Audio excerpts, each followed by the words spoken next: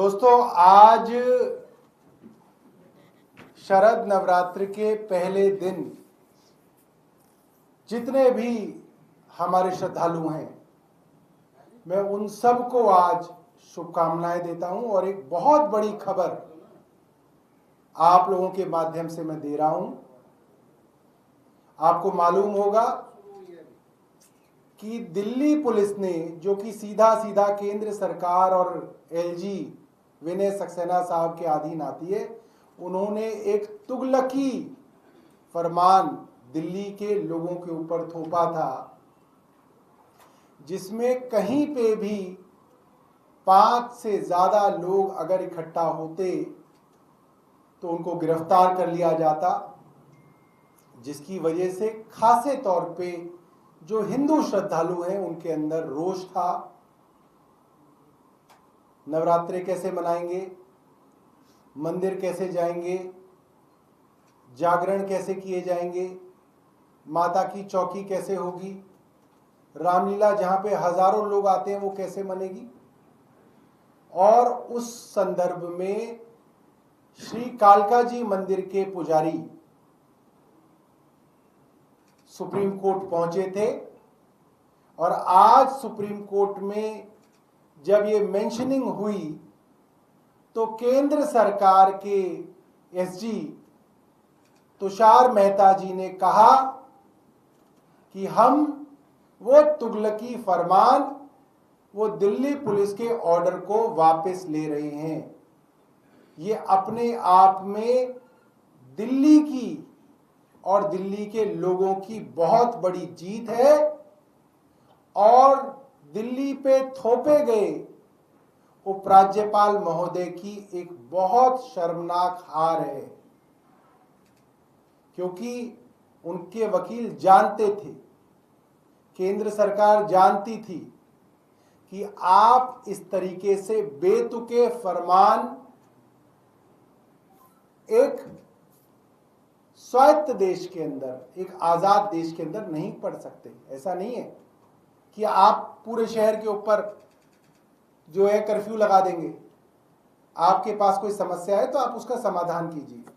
तो ये मैं दिल्ली के सभी लोगों को, दिल्ली के सभी श्रद्धालुओं को जो रामलीला में जाएंगे, जो अपने बच्चों को दुर्गा पूजा ले जाएंगे, जो अपने परिवार के साथ मंदिर जाएंगे, व्रत खोलेंगे, उन सब को जो है मैं आज इस ऑर्डर की वापसी पर बधाई देता हूं।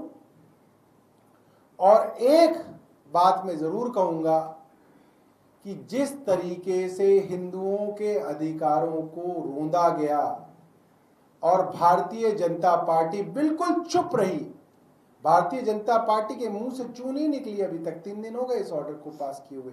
जो ये हिंदू धर्म के झूठे ठेकेदार बनते हैं, इन्होंने इस ऑर्डर के विषय में चूं तक नहीं की। उनके लिए बहुत दुर्भाग्यपूर्ण है, आरएसएस के लिए बहुत दुर्भाग्यपूर्ण है कि उन्होंने इस ऑर्डर के खिलाफ एक शब्द भी पिछले 3 दिनों में नहीं निकाला। एक तो ये मसला था। दूसरा विषय है जो कि अपने आप में एक बहुत जरूरी विषय है। अरविंद केजरीवाल जी जब जेल से बाहर आए और देश की सबसे बड़ी अदालत सुप्रीम कोर्ट के फैसले के बाद उनको जमानत दी गई, उन पर कोई दबाव नहीं था कि वो मुख्यमंत्री का पद त्यागें, मगर उनके मन में एक बोझ था कि जिस आदमी ने आईआईटी की, बड़ी बड़ी नौकरियां की, आईएएस का इम्तिहान पास किया, कमिश्नर इनकम टैक्स थे, और वो नौकरी छोड़ के 10 सालों तक दिल्ली की झुग्गियों के अंदर काम किया, जिसने पूरा जीवन ईमानदारी में लगा दिया, जिसने अपने लिए 1 रुपये की गलत कमाई ना की हो, उस आदमी के ऊपर भारतीय जनता पार्टी ने कीचड़ उछालने का काम किया।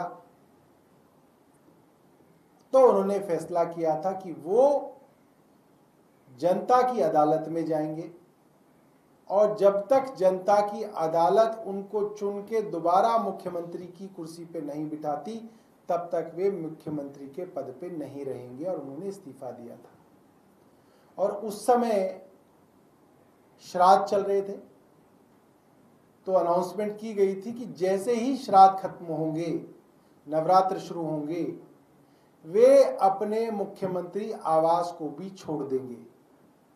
आज पहला नवरात्र है, तो मैं आप सब लोगों को इस प्रेस वार्ता के माध्यम से सूचित करना चाहता हूं कि क्योंकि उनको बहुत सारे लोगों ने, बहुत सारे हमारे विधायक साथियों ने, मंत्रियों ने, कार्यकर्ताओं ने, उनके चाहने वालों लोगों ने अपने अपने घरों में आने का न्योता दिया था। अलग अलग जगह, कोई बादली, कोई बवाना, मदन लाल जी ने ऑफर दिया था, कई विधायक साथियों ने ऑफर दिया उनको, कई पार्षदों ने अपने यहां के लिए उनको कहा, मगर उन्होंने अंततः फैसला किया कि अगर वे घर बदल रहे हैं तो अपने क्षेत्र नई दिल्ली के अंदर वे रहेंगे, जहां से वे चुनाव लड़ते हैं और जहां से वो जीतते हैं। तो उन्होंने फैसला किया कि वो अपने नई दिल्ली क्षेत्र के अंदर रहेंगे। और हमारी ही पार्टी के एक सांसद हैं, उन्होंने भी अपने घर के लिए उनको ऑफर दिया था कि आप, न्योता दिया कि आप मेरे साथ मेरे घर पे रहें। तो फिरोज शाह मार्ग पे 5 नंबर मकान में जो हमारे सांसद अशोक मित्तल जी हैं, उनके साथ, उनके परिवार के साथ, उन लोगों के साथ अरविंद जी और उनका परिवार तब तक रहेंगे जब तक अरविंद केजरीवाल जी चुनाव लड़के दोबारा से दिल्ली के अंदर अपनी सरकार बना के खुद मुख्यमंत्री नहीं बन जाते, तब तक अरविंद केजरीवाल जी इस नए पते पे रहेंगे। ये जानकारी आपको मुझे देनी थी। सर, लॉ एंड ऑर्डर की स्थिति भी लगातार बिगड़ती जा रही है। एक डॉक्टर को क्लिनिक में ही गोली मार दी गई है, एक जगह और फिरौती में फायरिंग हुई है। आप लोग लगातार मुद्दा उठा रहे हैं, लेकिन कुछ सोल्यूशन दिखता हुआ नजर नहीं आ रहा। देखिए, कल अखबार के अंदर खबर छपी कि फिरौती को लेके एक व्यापारी के गोदाम के बाहर ताबड़तोड़ फायरिंग की गई, और वही उसी तरीके से एक चिट छोड़ी गई कि आप इतना एक्सटॉर्शन मनी दे दें वरना छोड़ेंगे नहीं। और ये भी मैसेज पूरी दिल्ली में आज साफ है कि अगर आप इन गैंगस्टर्स को पैसा दे देते हैं तो ठीक है, अगर आप इन्हें पैसा नहीं देंगे तो आपको इसका अंजाम भुगतना पड़ेगा। ये पूरी दिल्ली में आज चर्चा है। दिल्ली का व्यापारी आज डरा हुआ है। और मैं जब व्यापारी की बात करता हूं, मैं आपसे कोई अरबपति करोड़पतियों की बात नहीं कर रहा, मैं आपको साधारण दुकानदार की बात कर रहा हूं। एक साधारण मिठाई बेचने वाला, एक साधारण सी बर्तन की दुकान चलाने वाला, एक छोटी कॉलोनी के अंदर मकान बनाने वाला, मैं आपको ये नहीं कह रहा कि गोल्फ लिंक्स के अंदर बिल्डर, छोटी छोटी अनऑथराइज्ड कॉलोनीज के अंदर जो बिल्डर हैं। मैं कल परसों उत्तम नगर गया था, उत्तम नगर के विधायक से बात हो रही थी और वो बता रहे थे कि उत्तम नगर के अंदर सैकड़ों ऐसे लोग हैं जिन्होंने अपना काम धंधा बंद कर दिया है इस एक्सटॉर्शन के चलते। और अगर आप इस तरीके के व्यापारियों से बात करेंगे तो छोटे छोटे बिल्डरों को आज दिल्ली के अंदर प्रोटेक्शन मनी के नाम पे हर महीने पैसा देना पड़ रहा है, हर महीने पैसा देना पड़ रहा है। और ये एक आम चीज हो गई है दिल्ली के अंदर, इतने सारे गैंग्स एक्टिव हैं। हमने एलजी साहब को निवेदन किया कि आपसे दिल्ली के विधायक मिलना चाहते हैं, आपसे चर्चा करना चाहते हैं कि आप क्या कर रहे हैं। एलजी साहब का घमंड देखिए। एक एलजी हैं जो आज तक प्रधान का इलेक्शन नहीं जीते कभी, उनसे दिल्ली के 3-3 बार के चुने हुए विधायक पत्र लिख के समय मांग रहे हैं, और एलजी साहब का घमंड देखिए कि वो उनको समय नहीं दे रहे हैं। ये बहुत चिंता का विषय है। एलजी साहब को कहा जा रहा है कि भाई आप थानों का निरीक्षण कीजिए, आप कभी नालों का निरीक्षण करते हैं, कभी आप सड़कों का निरीक्षण करते हैं, कभी आप घंटाघर चले जाते हैं, वो काम आपके है ही नहीं। जो काम आपके हैं वो आप काम करिए, आप अपने थानों का निरीक्षण कीजिए, पुलिस की चौकियों का निरीक्षण कीजिए, एलजी साहब नहीं कर रहे हैं। और आज जो घटना सामने आ रही है, मैं देख रहा हूं कि डॉक्टर्स एसोसिएशन ने ट्वीट किया है उसके विषय में, रेजिडेंट डॉक्टर एसोसिएशन ने, उसके प्रेसिडेंट ने,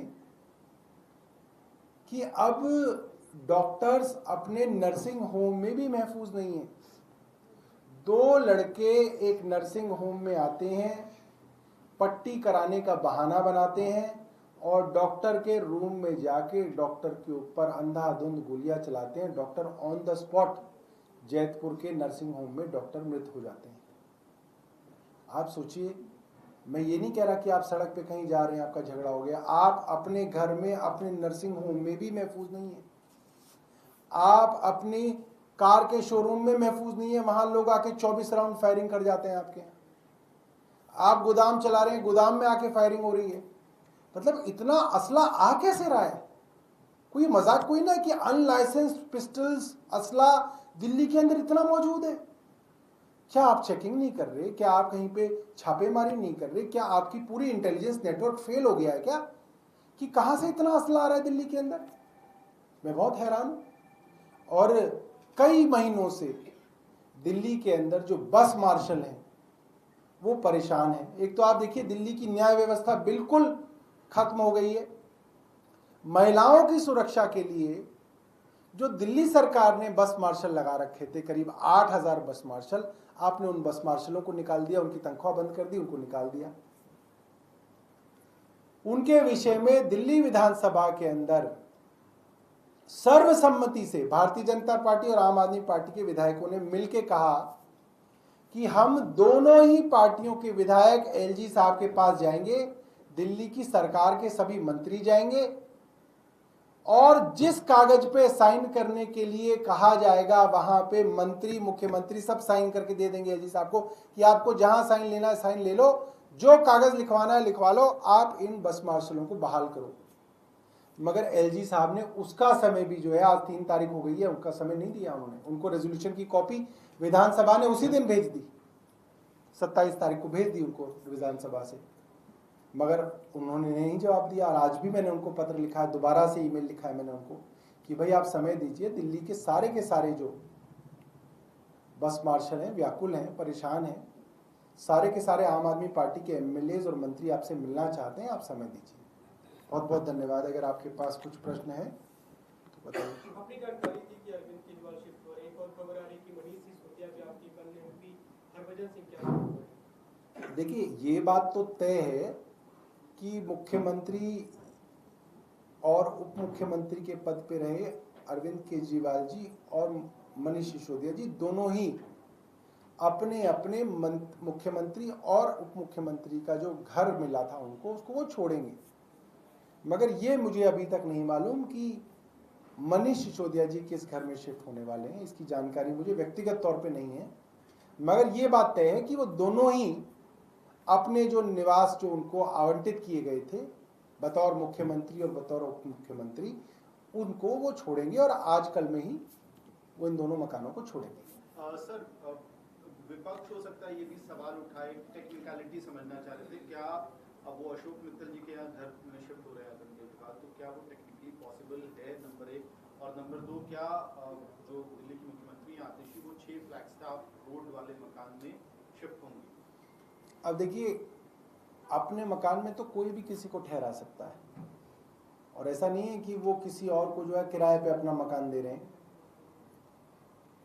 एक पार्टी का सांसद अपनी पार्टी के राष्ट्रीय अध्यक्ष को अपने साथ रहने का न्योता दे रहा है और वे उनके साथ जाके रहेंगे। तो ऐसा तो होता है, आम परिवारों में भी होता है, किसी के पास कोई घर होता है, बड़ा घर होता है, दूसरे के पास। अब देखिए ना, ये कितनी बड़ी विडंबना है, खुद आईआरएस अफसर रहे, पत्नी आईआरएस अफसर रही, 10 साल मुख्यमंत्री रह लिए, उसके बाद उनके पास दिल्ली के अंदर अपना घर भी नहीं है, तो किसी और के घर में उनके साथ रहेंगे।